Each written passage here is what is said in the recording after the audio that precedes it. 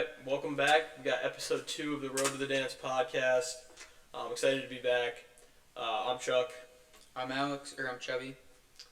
So, got an elephant in the room right now. No Alex Zach today. We decided to part ways with Alex. He wasn't really the best fit for our podcast, so right now it's going to be a two-man show until we get somebody, to replace him in the future. So, kind of looking at a couple people that we were thinking about replacing him with, but yeah, we'll just jump right into it. I'd like to point out I might be attending the FGCU Coconut Hoops MTE over in November down there. They have two divisions, the Tarpon Bay and the Royal Palms division. Tarpon Bay is going to be Rice, Oral Roberts, FGCU, and Kennesaw State. It's going to be group play. And then the Royal Palms division is Troy, St. Francis, Toledo, Belmont, and that's going to be bracket play. So I plan to attend the Rice versus Oral Roberts game, FGCU versus Kennesaw State, as well as the Royal Palms championship game. See who that's going to be. Really excited to go. We've got FGCU stuff on the wall for a reason. Really great school. And yeah, super excited. With that, I think we're going to get right into the SEC preview here. SEC, one of the power conferences, probably, 8 teams last year in the tournament? Yeah. Yeah, so I would say probably last year at least, the best conference in college basketball, kind of taking over the Big 12's title for that, or even in the past ACC, who we will be getting into later. So at 16, I'm going to start off, I have LSU. They're coming off of a 3-15 season in SEC play last year. They had a decent portal season. I like how they brought in Deaton Thomas. He's a reclass out of UNLV. As well as Markel Sutton out of Omaha. I feel like this team is in for a long year, though. To start off my list, I have South Carolina. They missed the tournament last year, posting a 12-20 overall record with a 2-16 mark in SEC play. After losing forward Colin Murray-Boyles to the draft, they're going to need guys like transfer Michi Johnson from Ohio State to step up. He was a 10-point per game scorer last season. He can handle and pass, and I think he'll help the team a lot. I just don't really see them being able to fill in that Murray-Boyles position and be good enough as they were last year. Yeah, so that'll bring us to 15. I have Oklahoma. Their first year in the SEC, they saw a tournament appearance, which I saw pretty surprising, ultimately falling to UConn in the first round. But you lose a guy like Jeremiah Fears, that's going to affect your team quite a bit. And they didn't bring in any great, crazy replacement. Family friend of mine, Stacey King's alma mater, played there for a while. Even he's expressed some concerns with the team this year, so I don't see this team going very far, so I have them at 15. All right, on my number 15 spot, I have LSU. They missed the tournament for the third consecutive season last year, and they finished 14 and 18 overall and a 3-15 mark in SEC play. They've brought in a few impactful transfers, like Chuck had mentioned, guys like Markel Sutton from Omaha, Deaton Thomas from UNLV, and then Rashad King. But I don't really see the squad being a solid contender in the stacked SEC conference. Yeah. So at 14, I'm going to go ahead and go with Vanderbilt.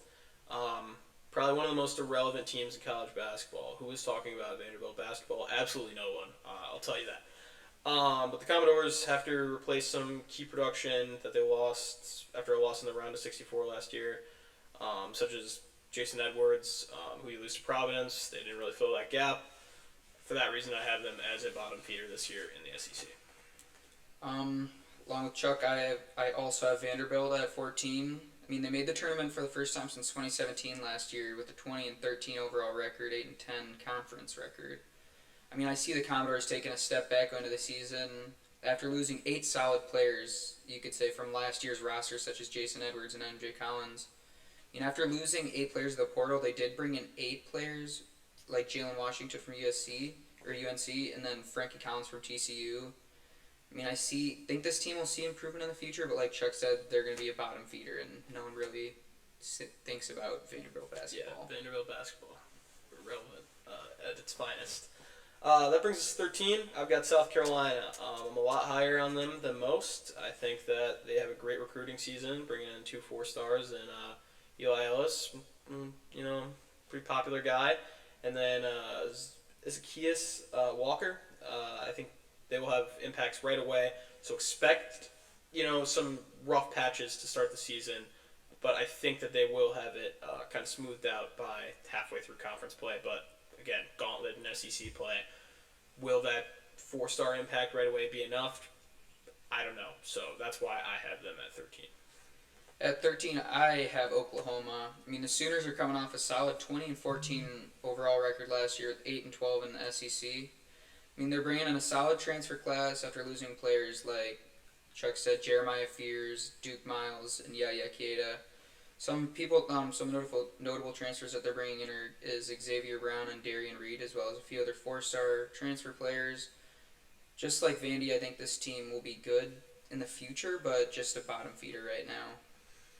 Yeah, so number 12, I've got Missouri. I'm going to say it straight up, I hate Missouri.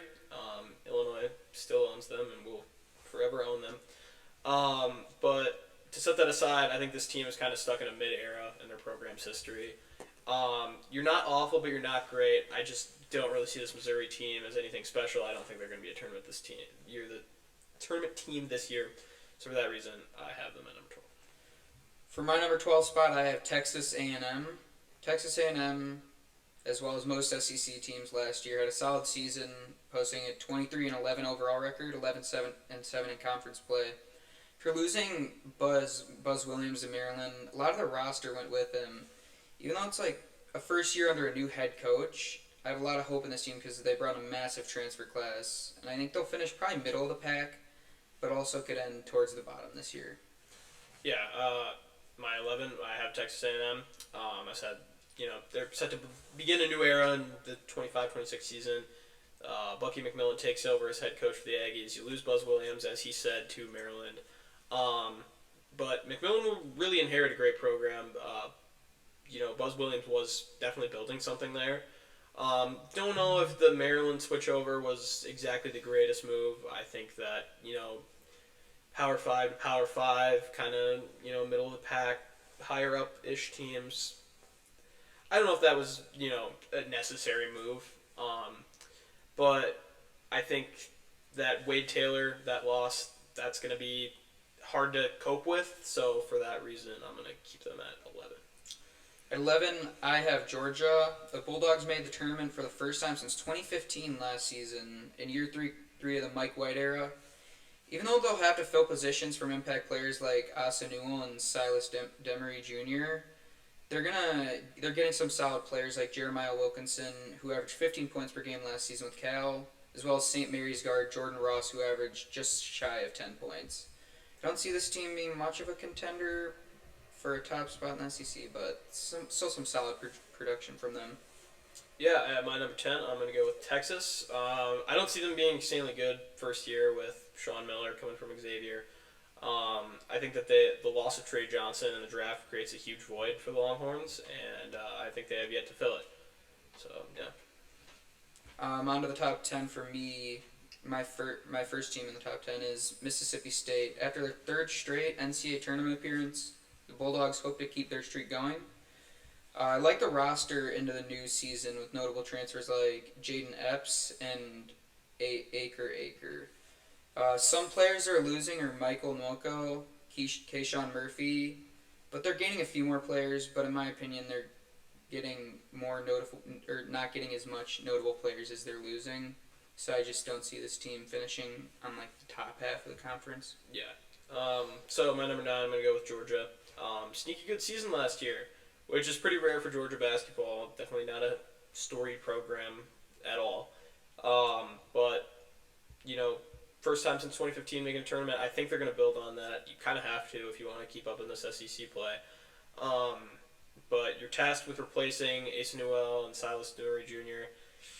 I do like their additions at guard with Jeremiah Wilkinson and Jordan Ross. They will build some depth there, but I don't know if it's quite going to be enough to offset how good the SEC is this season, and I just don't see them finishing above any of the teams above. Yeah, and at my number 9 spot, I have Texas. I mean, I'm excited, really, really excited to see the new era going into the 25-26 season, bringing in longtime Xavier head coach Sean Miller, like Chuck had said. I mean, in my opinion, he's a very good coach. Of course, to this tournament 6 times at Xavier under his tenure. They're losing Trey Johnson to the draft, but they only have 3 players transferring out.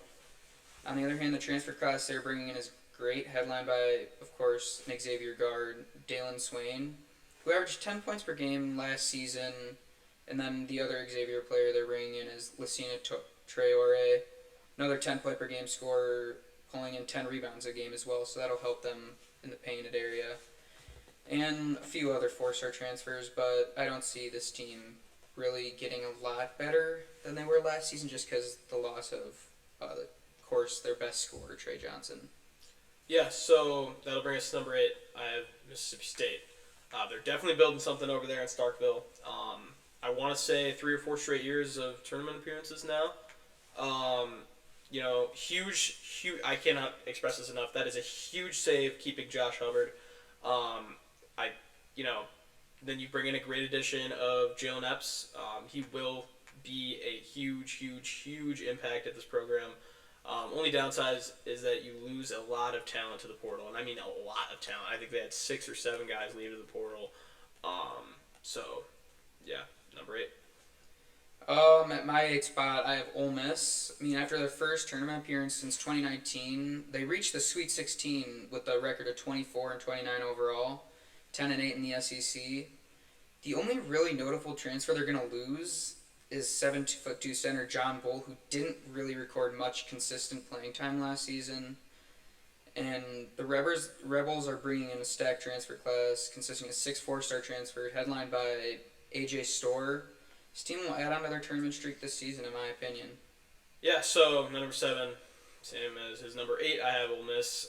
As he mentioned, you got the transfer final boss, AJ Storr. Coming in from Kansas. But they returned to the NCAA tournament for the first time since 2019 last season, reaching the Sweet 16, as he mentioned. The Chris Beard era expected to make a tournament once again. I'm pretty high on this Ole Miss team, so for that reason I have them number 7. A little bit different than Chuck here, but for my number 7, I have Mizzou. I mean, ending their bounce-back season with a 22-10 overall record, 10-8 in SEC play. Tigers are losing 2 key players in Tamar Bates and Caleb Grill, but bringing in some players like Sebastian Mack from UCLA and Sean Phillips from Arizona State, both 10-point per game scorers last season. They had a great year last year, going winless, of course, in the SEC the year before that. It was a great bounce-back season. I think the Tigers will look to make the tournament for the second year in a row under head coach Dennis Gates. Number 6, I've got Tennessee. I see some regression in this program for sure. Kind of saw it. One of the real games that I watched for Tennessee last season was that game against Illinois, and I think Illinois was very, very close in that. And I saw a lot of flaws, and I don't think they fixed those flaws. I still see them being like a 5 seed this year. The departure of Jacoby Gillespie it just doesn't quite sit right with me. So I have them right out the top 5 for this season. Now for me, at 6, I have Auburn. I mean, after coming off one of the best seasons in program history, Auburn's longtime head coach Bruce Pearl announced his retirement just 6 weeks before the season, leaving fans wondering how this team will do. Bruce Pearl's son, Stephen Pearl, will be taking over as head coach, but is he really that good as a first-time head coach? They're losing a lot of key players to their portal draft, like Chad Baker-Mazara, Ja'Kai Howard, along as Janai Broom to the draft.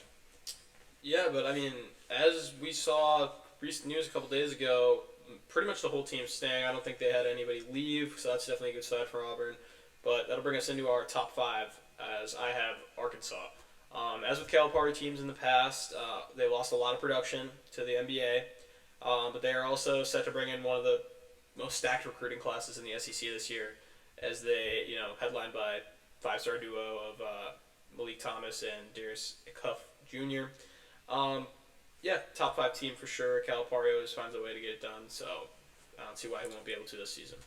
Start off my top 5. We're going to head over to good old Rocky Top, and I got Tennessee. After 2 straight Elite 8 appearances in a row, the Vols have not just been one of the best SEC teams, but one of the best teams in the country. I mean, 30-8 overall record last year, 12-6 in the SEC.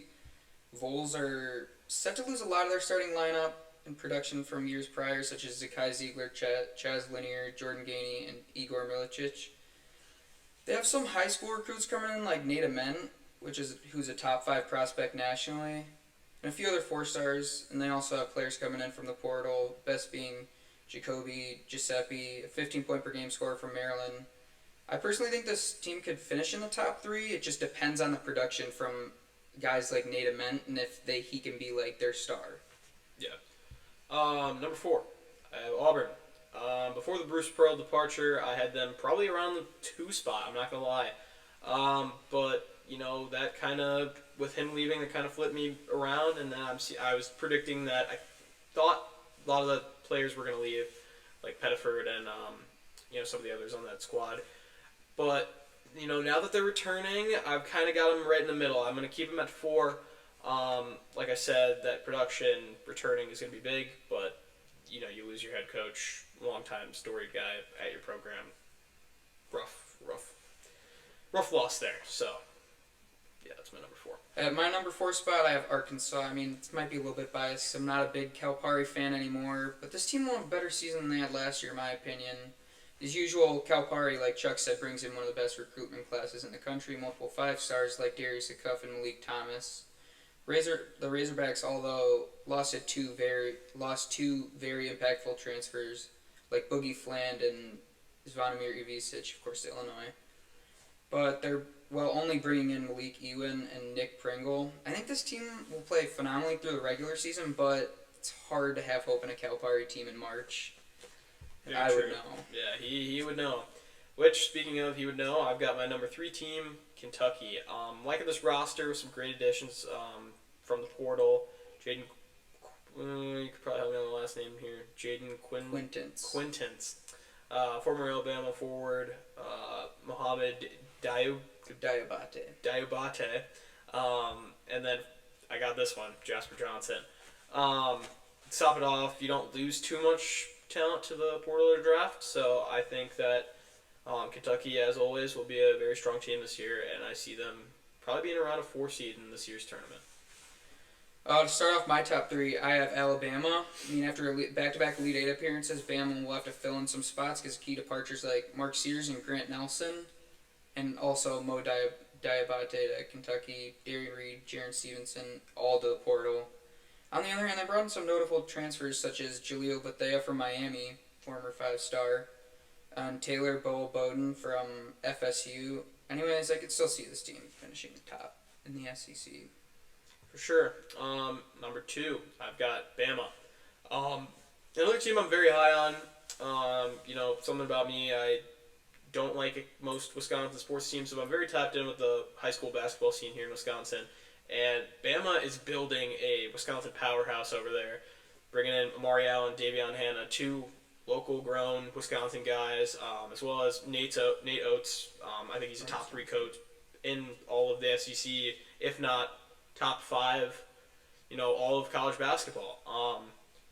Another Wisconsin guy. He's from Watertown, Wisconsin. So, definitely big on this Alabama team this year.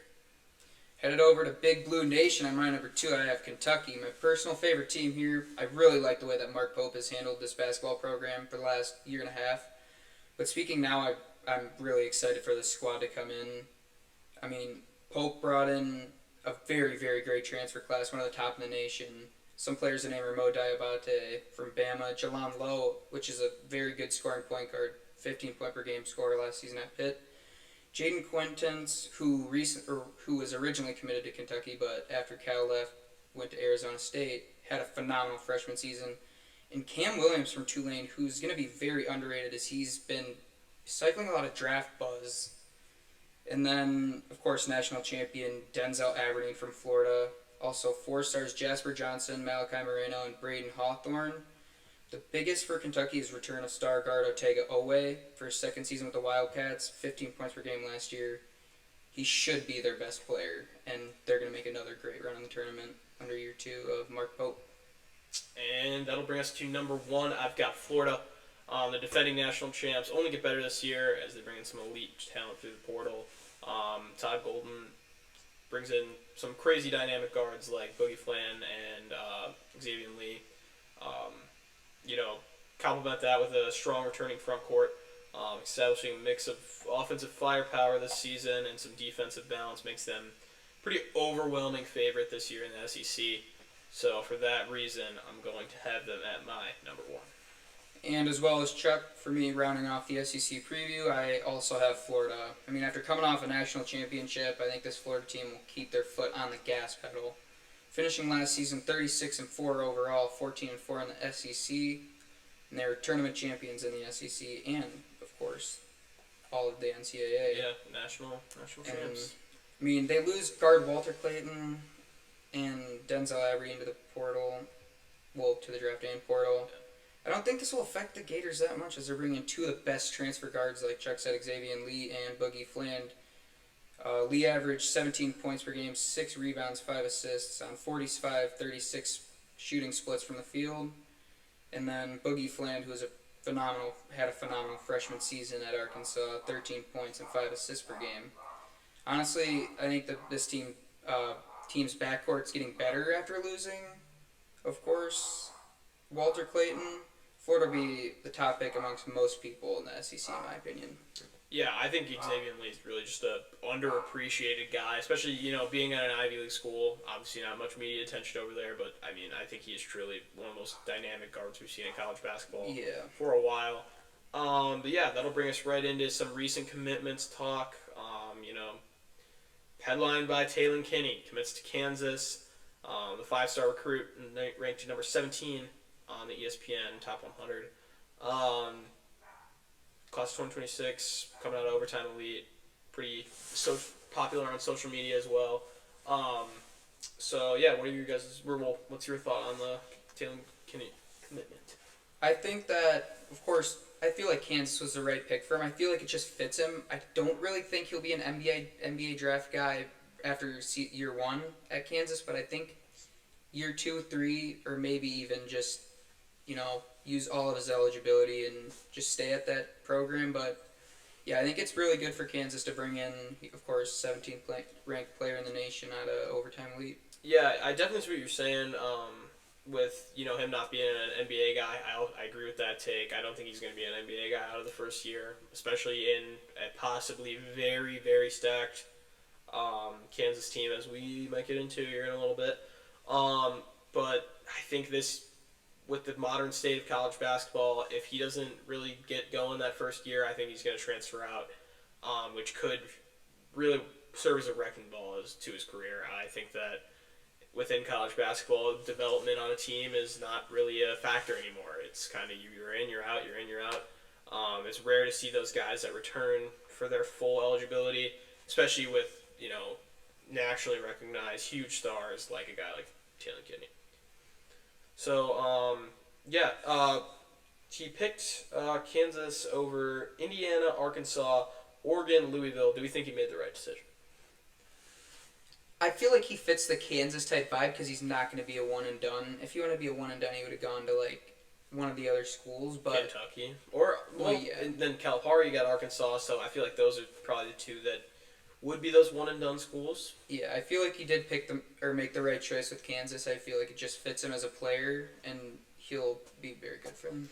Yeah, I think he made a good decision in picking out not going to Indiana. I think Oregon a little too quiet for him. Louisville's another strong favorite there. I like what they're building over there, but again, I think it would probably be between Kansas, Arkansas, and Kentucky, in my opinion. That'll bring us to the Taj Ariza commitment to Oregon. That's Trevor Ariza's son. Thoughts on that?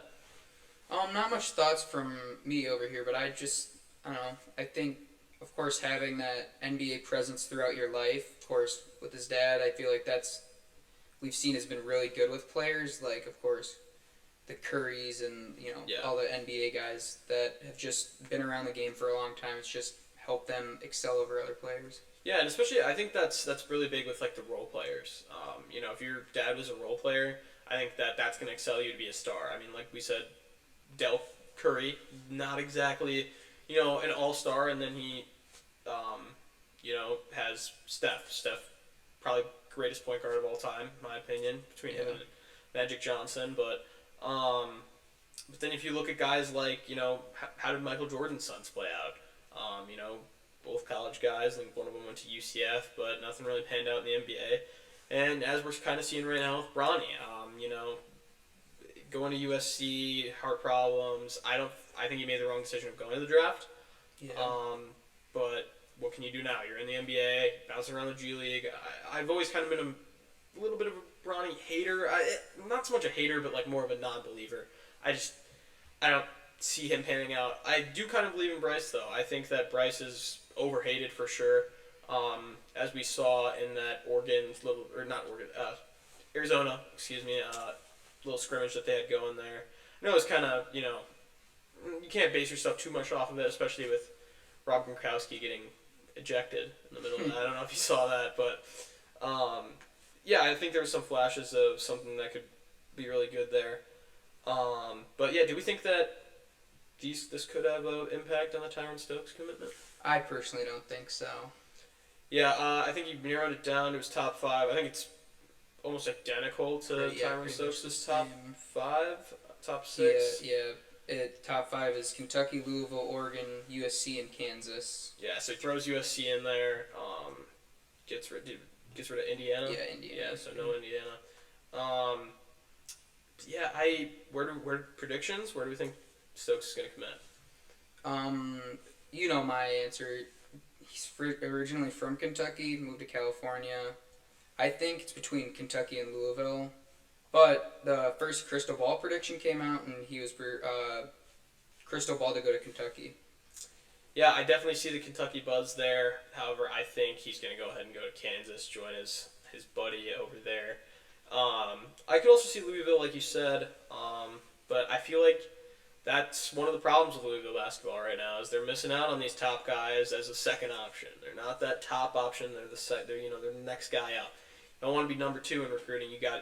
Doesn't mean anything. If you're not landing those players, you're not landing those players. And then, going after those guys, they're getting kind of a little bit worse recruits then because, of course, all the buzz is around the top guys. Yeah, exactly. So that, on the topic of Louisville, bring us into the ACC preview, our second preview. So we got 2 out in this episode. Next episode, we'll also round off our Power 5 conference previews as that episode will be coming out pretty much right before the season. I think a week before the season. Really excited to give you guys that. But like I said, ACC preview. Started off number 18. I've got Florida State. Florida State loses Leonard Hamilton to resignation. Don't get me wrong, he was not a good coach, but at least he had an established system. You bring in Luke Lux, who has no prior college basketball experience, a little bit of assistant coaching in the NBA, but I don't think that's enough to change a Power 5 program. I don't see Florida State having any success this year. To start off my list, I have Boston College. This roster is the 181st ranked returning team in the NCAA. It isn't half bad compared to the teams that are on their level. Anyhow, this team isn't nearly as good as majority of the other ACC teams we'll get to soon. This team will have to replace some key players from a season ago, such as Chaz Kelly, Josh Beadle, and power forward Elijah Strong. Got a few notable incoming transfers like Aiden Shaw, but not really anyone huge. But this Boston College program has been under a roller coaster under head coach Earl Grant, and I don't see things getting much better for them. Yeah, so at number 17, I've got Stanford. I think you lose a lot of key guys, and for a weak program, that's unacceptable. You can't be losing majority of your roster. This just isn't a strong team, and this won't be a strong year for this team. Expect them to struggle in conference play this season. I also have Stanford at 17. They didn't really lose a lot of their roster, but they failed to replace shooting guard Isaiah Sellers, who put up most of their production last season. The only transfer they got is Jeremy Dent-Smith from like a D2 school. Are you really going to expect that guy to come in and play D1 in a Power 5 conference and be, a star player on a team? I just don't think they'll finish as good as their last year's conference record. Yeah, like you were saying, they don't lose a lot of their roster, but they fail to replace those key positions. And that's what I was kind of trying to touch on there is that, if you're not replacing the key positions, so what if you don't lose a lot of your team, especially if you're not a top team in the ACC. I mean, who thinks of, again, not quite at the Vanderbilt level, as we touched on earlier, but, Stanford basketball, not a huge topic right now. But, yeah, so that'll bring me to 16. I've got Boston College. I love that they were able to bring back, Donald Hand Jr. I think that he's going to be a vital piece this season, but they didn't do much in the portal. You pair that with a rough non-con schedule this year. I just don't see this team being very good. At my 16th spot, it's going to be Florida State. Seminoles, of course, got a new head coach. I mean, he's been doing a decent job with his 2026 class recruiting, but that's 26 class, not this season, so you can't really base it off of that. I mean, 17-15 overall record last season, 8-12 in the ACC, but of course, new coach, like we just said, and they have to replace 10 players from their roster due to the portal and graduation. Two big names, of course, Taylor Boboden and Malik Ewan, and not really bringing in that much big name guys, so I think it's going to be a rough season for the Seminoles. Yeah, so covering the top 15, I've got Virginia Tech. Toby Lawal, amazing player. That's a win for Virginia Tech, but team that struggles with shooting. I think that they have to get rid of Mike Young. It's clear that his system does not work. So for that reason, I have them at 15. And going over to the West Coast at my 15th spot, I have Cal. Golden Bears are another team that are going to have to fill a lot of holes, losing 9 players to the portal, notable being Andrei Stojakovic, one of their most productive player last season. I mean, they're bringing in 7 new players like John Camden, who averaged just shy of 17 points per game last season. Should be a decent replacement for Stojakovic, but not on the same level, of course, as him. And yeah, I don't really see them being great this season. I just don't think they got any better after the loss of Stojakovic. Yeah, so my 14 staying on the top of Cal. I have Cal at 14. I'd like to start by giving them a huge thank you for Stojakovic. He's going to be huge this season for Illinois, so really happy that we were able to bring him in. But no, on a real note, this Cal team just doesn't have a great roster. They're able to score on a solid level, but for that reason, just 14 for Cal. 14, I have Georgia Tech. The Yellow Jackets are coming off a 500 season, 17-17, 10-10 in conference. Aren't losing a lot of production from last year's roster, but the players are happening to lose their very key players, such as Nathan George and Duncan Powell. The Jackets are bringing in Bay Dongbo, 6'9" forward, 13 points a game, 9 rebounds last season. Could give him a pretty good boost. And then another player they're bringing in is guard Cam Kraft from Miami, of Ohio, who averaged 13 points a game. Should bring pretty good shooting presence to that team, but I think they're going to have to rely on shooting too much, and I just don't think the supporting cast around those guys is going to be strong enough to propel them to one of the better teams in the ACC. Yeah, so my number 13, I've got Wake Forest. Wake Forest team has struggled in the depths of mediocrity for quite a while now. Except for last year, they did pretty good last year, I'll give them that. But you bring in Miles Colvin from Purdue. I think that's huge for them. But besides that, pretty underwhelming recruiting class this year. And I think that's going to kind of get this team stuck in that mediocrity level. For me, I have Wake Forest at 13 as well. The Demon Deacons have some returning players and some key transfers, such as Trayvon Spillers, who averaged 10 points a game, 7 rebounds, along with Cooper Schwieger, 15-point per game guy, 7 rebounds, and then their third 15-point per game scorer, Nate Calmes from Washington State.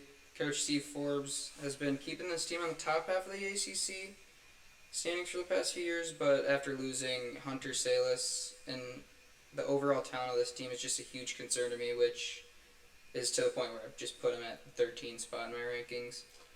Yeah, so number 12, I've got Clemson. I don't have much to say for Clemson. I just think this is an awful recruiting class.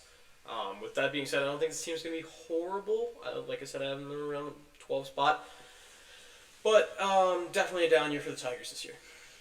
At 12, I have the Pitt Panthers. They're going to have a lot of front court depth going into the year with Cameron Corin and Deshaun Jackson playing alongside each other. Panthers are also getting a quality transfer in Barry Downing, 15-point per game scorer last season from the Sun Belt Conference. Also a 7 rebound per game guy at his time at South Alabama. And this team needed to fill a spot after losing pretty much what they had seen as their number one scorer the past 2 seasons in Jalan Lowe, who we mentioned previously. I'm excited to see what Roman Supela, the 4-star international prospect, will do. Overall, I just think that this team wants to be good, but they're not going to have a good team unless they see that breakout newcomer like they've had past few years with Bub Carrington and, of course, Jalan Lowe. But I really don't see this team finishing that high in the ACC. Yeah, so number 11, I've got SMU. Not a bad roster over there in University Park. They've got a lot of size and definitely could make a push towards the end of the season or, in their conference tournament. But, ACC, honestly, ACC's conference tournament last year was pretty underwhelming, so I could definitely see them making quite the push and getting themselves on the bubble. But I also like that Andy Enfield is, he's truly a great coach. I like what he's building at SMU. I could see them trending upward for the next couple of years as a program. On to 11 for me, I have Virginia Tech. The Hokies have a lot of all-around scoring talent throughout their lineup this season, and name a few. Returning senior Toivu Lowell, who averaged 7 points a game, 7 rebounds. And Isaiah Pasha from Delaware, who averaged 12 points a game as well. And Amari Hansberry, 10 points per game. And then the return of their undoubtedly best player, Lawal, is a huge boost for the Hokies. While the addition of course, Hansberry gives them more competitive front court, one of the more competitive in the conference. And then, again, bringing in another international 4-star prospect that should help them beyond the arc because they struggled a lot from 3 last season. So hopefully he can help their shooting. Yeah, probably one of our bigger gaps there. Virginia Tech, kind of a hard team to predict. But at just cracking my top 10, I've got Pitt. I like Jalan Lowe, but the loss is going to hurt. He was a great player there. But I expect this Pitt team to improve under Jeff Capel. Definitely could be probably. I see this team kind of as a first 4 team this year. If they are going to make the tournament, I don't see them, making a push for like a 7 seed or 8, 9. No, definitely nothing above that. But for that reason, number 10. Start off my top 10, I have Miami. After being probably one of the worst teams I think I've ever seen play basketball the past few years, they're bringing solid talent like Julio Bethea, transferred after his freshman year with Miami, or who transferred out. The Hurricanes are gonna need some key players to go above and beyond this season. They hope to be good going forward. They're gonna need players like Malik Renaud from Indiana, 13 points per game. And they bring in some more Big Ten talent. Trey Donaldson, another 10-point per game scorer from Michigan. And then there's a new head coach in town for Miami, former Duke coach or assistant coach, Jai Lucas. I think he's going to be a great coach for them. I mean, they're bringing in number... where am I? Sorry. Yeah, I'm just going to leave it at that. I think they're going to be right around the middle. Number 9, Notre Dame. They've got commitments from Jalen Harrelson and Brady Kohler, 2 in-state 4-stars. I think that's definitely going to be an immediate impact for this Notre Dame team. So I would expect a shaky start from this Notre Dame team. You bring in freshmen and you tell them that they're going to be an impact early. Always kind of leads to a rocky start, and then everybody kind of starts freaking out. What is this program doing? Or how is the season going to end up? This is going to be an awful season. But I could expect them to get it kind of figured out by January, middle of the conference play slate. Number 9, Notre Dame. At my number 9, I have Syracuse. In my opinion, there's a lot to like about this roster, bringing back their leading scorer, J.J. Starling, who averaged 18 points a game last season, to pair him up with former Georgia Tech guard Nathan George, who led the ACC in assists last season. And then bringing in two top prospects in the class of 25, the two being number 32 overall ranked player Kyan Anthony, whose father led, of course, Syracuse to the national championship, and Sadiq White, number 27th overall prospect. They could have one of the best forwards, I think, in the ACC. In returning sophomore Donnie Freeman, who scored 13 a game last season, while also snatching 8 rebounds. I really like this roster, but the real question is if it should be if Red Autry is the guy that'll make this team excel and bring themselves to the postseason. As I see this being a make or break season for Syracuse because they've been so inconsistent and just not the Syracuse basketball that we've known for a while. So I don't know if it's a coaching issue or if it's just all the players, but yeah. Yeah, so number 8, I have Miami, as he mentioned earlier, a awful basketball team last year. But I really do like the recruiting class this year. Like I said, coming off 3-17 in conference play last year, just atrocious. Especially in a very, very weak ACC last year, as I mentioned before. This was besides Duke, it was a pretty crappy ACC class. But I like the roster a lot, but highly doubt this team jumps more than 10 spots. I mean, seeing a team jump 10 spots, it just doesn't happen. So that reason I have them jumping 10, but no more than 10. Headed over to South Bend, I have the Notre Dame Fighting Irish. Coming off a 15-19 record last season, 8-12 in ACC. Put them around the 9th spot in the conference last season, but of course Chuck said really weak ACC last year. They aren't really changing anything up, only losing 2 players to the transfer. I mean, Tay Davis will be a big loss for the Irish, but considering the forward who averaged 15 points, 5 rebounds a game last season, it's going to be a pretty decent-sized loss. And the only transfer the Irish are bringing in is Carson Tout from Northern Arizona, 13 points per game, 12 rebound guy, who made him one of the best rebounders in college basketball. But I think one player that I'm excited for is Marcus Burton. Of course, he's a proven scorer, 17 points per game as a freshman, 21 last season, one of the highest scorers in the country. He'll boost this team a lot, but yeah, that's why I think they're going to be around the middle of the pack.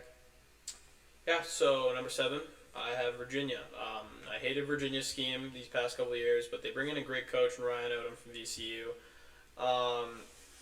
I'm excited to see how a couple of these guys will work out, like Chance Mallory or Malik Thomas.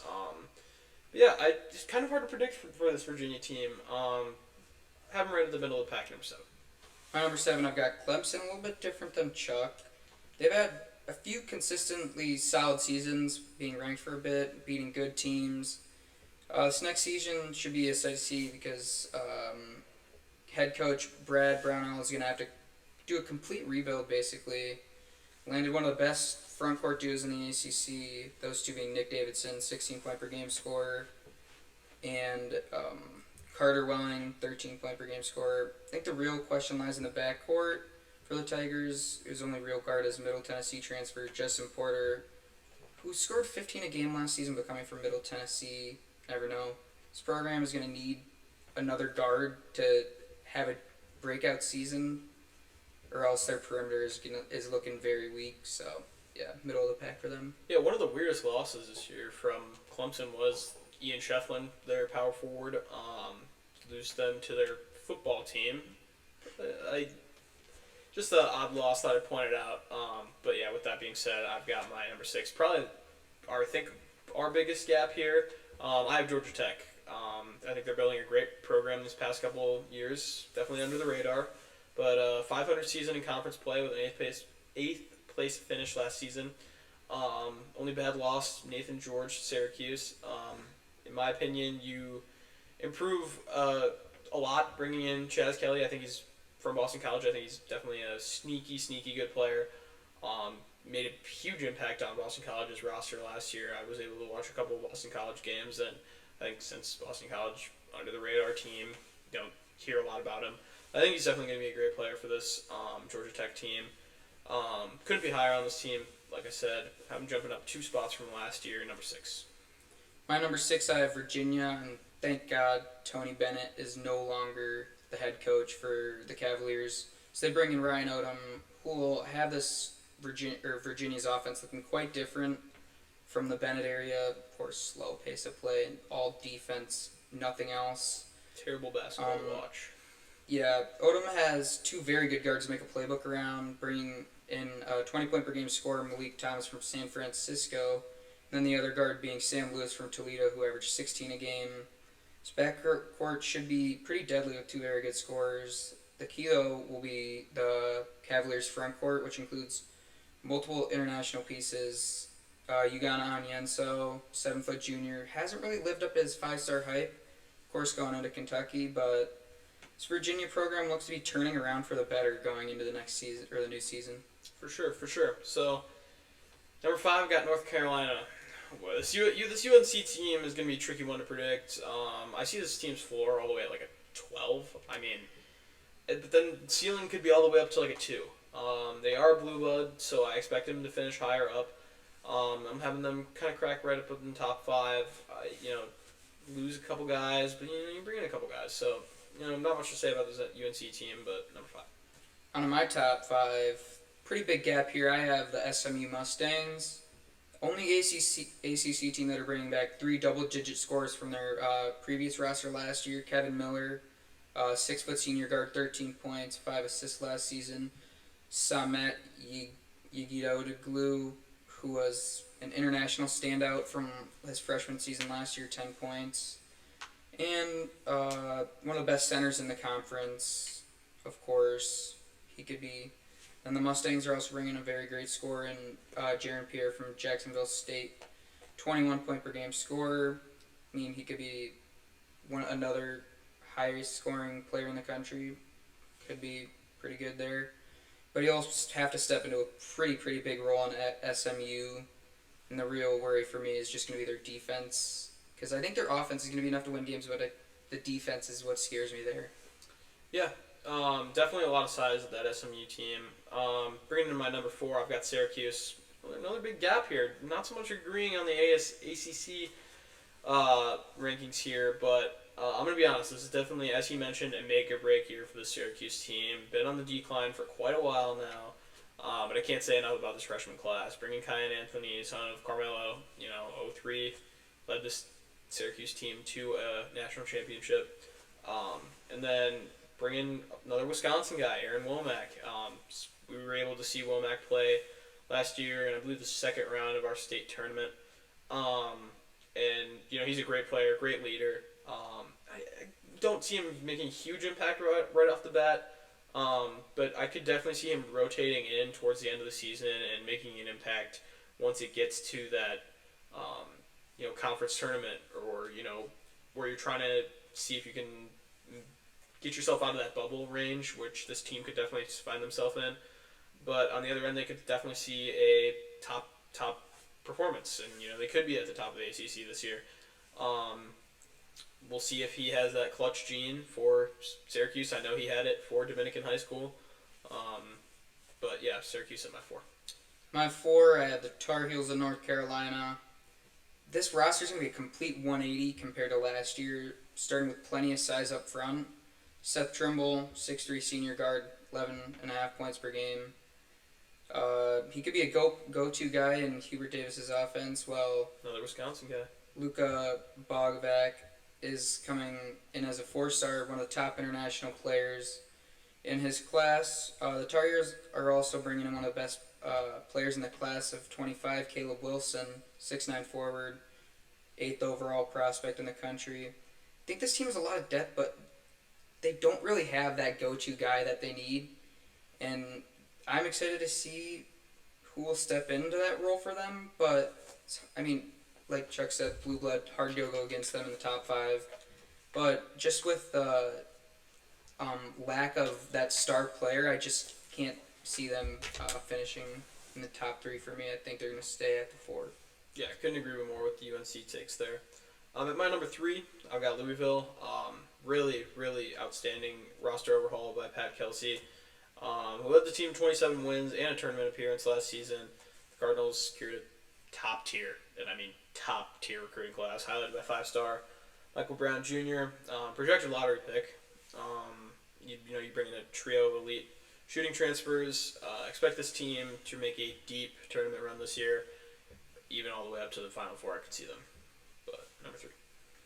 To start off my top 3, I have NC State, new coach in town, Will Wade from McNeese, after 2 back-to-back very successful seasons. Coming with them, senior guard Quadir Copeland, who 10 points a game last season, and of course Amir Khan. No, very popular guy, but not a player, just great locker room guy for them. This NC State team will be an instant threat after landing one of the best transfers, Darian Williams from Texas Tech. 15 point per game score, 3 assists last season. Should step into a huge role for this team. I see him being their number 1 guy, go-to guy there. And NC State makes a 3rd contender for me out of the state of Carolina. The Carolinas. Yeah, so number 2 as his number 3. I have NC State. Could not be higher on this NC State team.